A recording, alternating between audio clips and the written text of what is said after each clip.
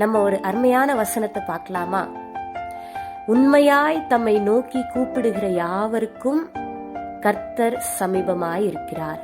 Friends, நீங்க யாரா இருந்தாலும் சரி, நீங்க இதுவரைக்கும் ஏசப்பாவை பத்தி கேள்விப்படாதவங்களா இருந்தாலும் சரி, அவரை நம்பி உண்மையா முழு மனசோட ஏசுப்பா நான் உங்க சமூகத்துல வந்திருக்கிறேன்ப்பா, என்னுடைய ஜெபத்தை கேளுங்க அப்படின்னு சொல்லும்போது அவர் நிச்சயமா உங்க ஜெபத்தை கேட்பாரு. வசனம் என்ன சொல்லுது தெரியுமா?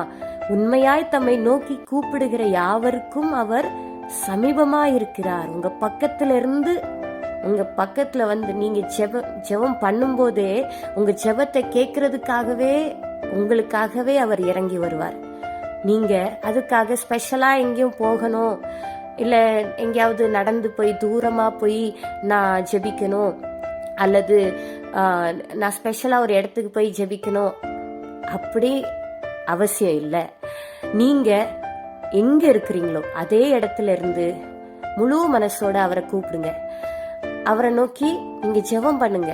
உங்களுடைய நீங்க உங்க வீட்டுல இருக்கிறீங்கன்னா உங்க அறை வீட்டுக்குள்ள போய் நீங்க ஜெபம் பண்ணுங்க. அவரை நோக்கி நீங்க ஜெபிக்கும் போது உங்க ஜெபத்தை அவரு நிச்சயமா கேட்பாரு.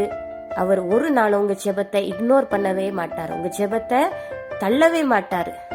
நான் அப்புறமா உன் ஜெபத்தை கேட்கிறேன், நீ அப்புறமா ஜெபம் பண்ணிட்டியா அப்படின்னு சொல்ல மாட்டாரு.